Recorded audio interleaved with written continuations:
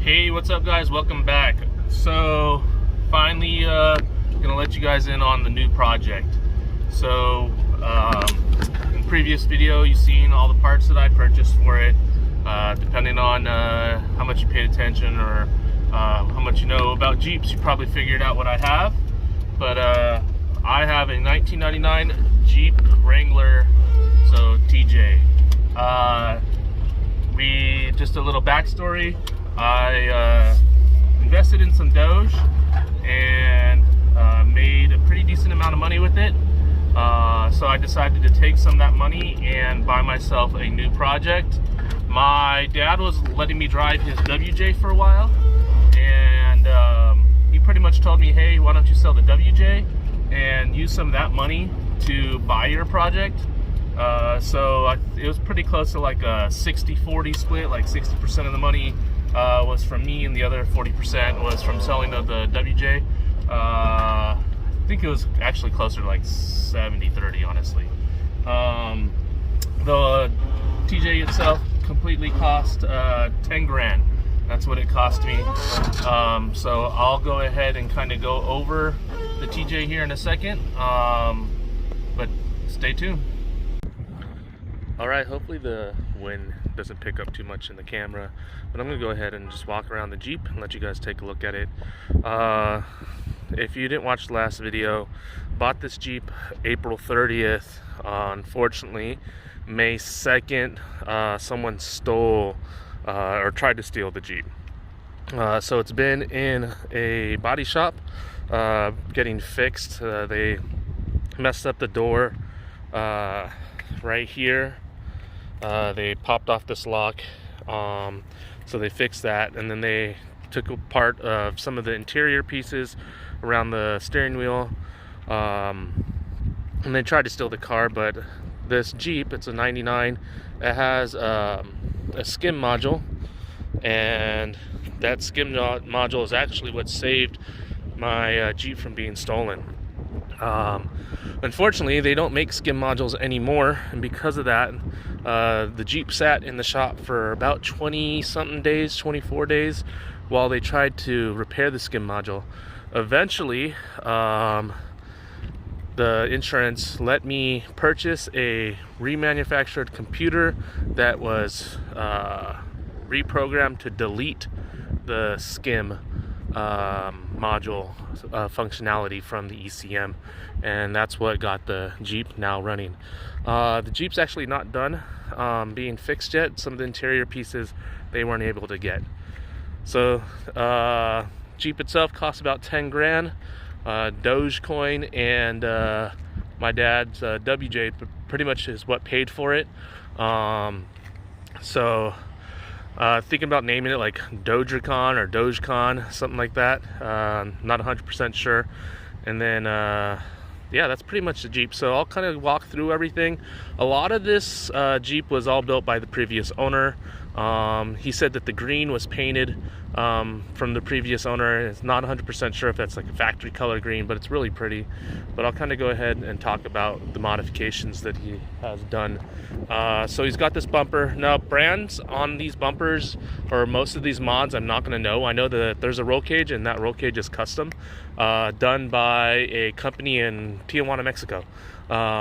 So I know that much, but as far as the rest of the parts go, the fenders and the sliders are supposed to also be from the same company from Tijuana, Mexico, but I don't know if the front bumper or the rear bumper slash tire carrier is or not.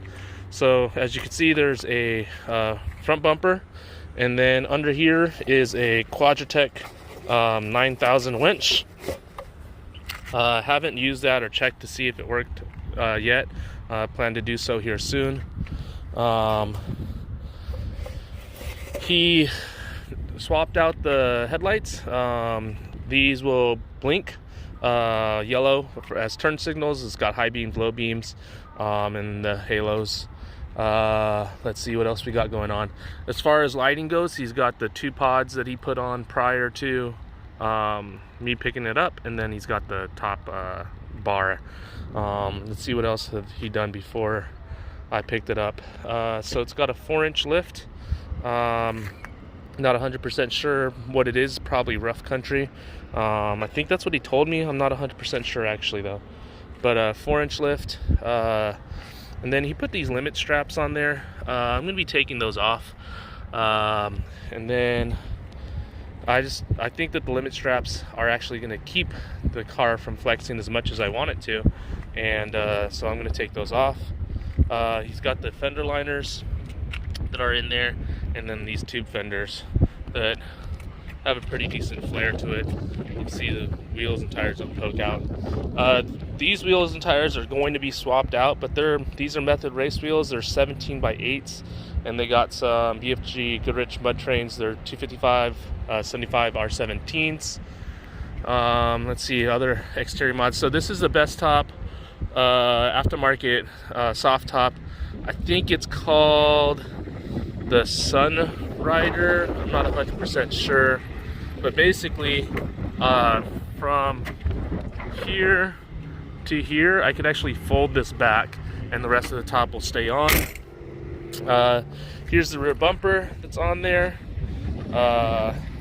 He has the LED recessed lights, and then I believe this is your backup light. Let's see what else we got going on. That's pretty much it from the outside. Vehicle's not like 100% paint. Like there's little flaws here and there, as you can see here, but this car looks really, really good for what it is. It looks like he undercoated the whole entire frame. I didn't see any rust or feel any rust. Let's see what else we got going on. He's got the limit straps back here too. Like I said, I'm gonna be taking all of that off. And it's a stock exhaust. You can see stock muffler there. Nothing special. You got your stock catalytic converter there. It's the MP231 transfer case. So I got the 4 high, 4 low, and 2 high. Let's see, interior. Go ahead and open this up. So the interior, you can see this roll cage. Like I said, it was done in Mexico. It bolted in right here and then comes all the way over. I'll kind of just let you guys look at everything there. And then it comes down through here. It actually goes through the body. You can kind of see a little daylight poking through there. And then it comes through, and this is part of it right here. It does the same thing in the rear. You can see where it pokes out right here in the rear. Goes all the way through. And then something I find interesting, they have harnesses. Oh, I'm sorry. But they have harnesses. They got these little harness bars built in, but it doesn't go all the way across. So it kind of just stops right here, but there's harnesses for the back, and there is a bar that goes completely across for the back harnesses. And then there's a harness for the passenger seat. There isn't one for the driver's seat. He said that he didn't do that because he wanted to be able to kind of poke his head out the door, and with a harness he wasn't able to, so he decided to stick with the stock seat belt. Come over to the driver's side real quick.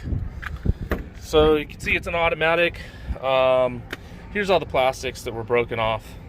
They broke this and they broke the piece here. I actually have the piece that goes here. It was taken off at the body shop, so that needs to all be replaced because they actually broke the plastic itself. And then the dome light itself, we're gonna get a new plastic lens for it and a new light.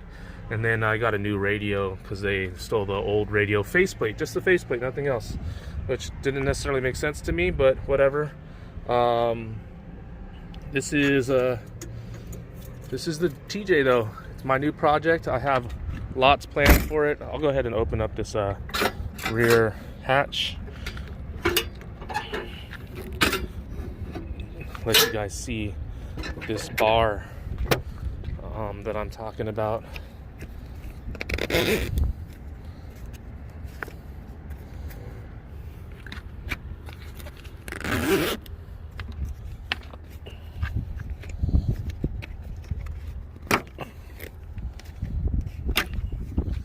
There we we go. So you can see how that bar goes all the way through. And there's those pieces that are missing.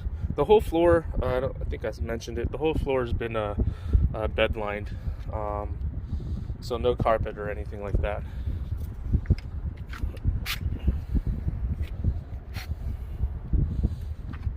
Alright, so that's pretty much the Jeep. Give me 1 second to close off. Alright, so something I forgot to mention is he took out the mechanical fan and wired in this electrical fan. It's got wired to this solenoid right here. It gets accessory power from this fuse box, and then every time the key is on, it'll start. This looks like they just took a filter and put it on there, the old stock tube. I actually, if you watched the last video, I bought a Banks cold air intake. The main reason that I did the Banks cold air intake is because I need to get this car smogged, and I don't think they're going to pass it with this like this. So I'm going to put the Banks cold air intake on there, and hopefully it is carb legal, so that should get it to pass. I'm a little concerned about the rough country throttle body spacer there. They might not pass me because of that, so I might remove that just to get through inspection and then put it back on. But yeah, there's pretty much the stock 4-liter, nothing special. And then you'll see in the next video that ECM being replaced.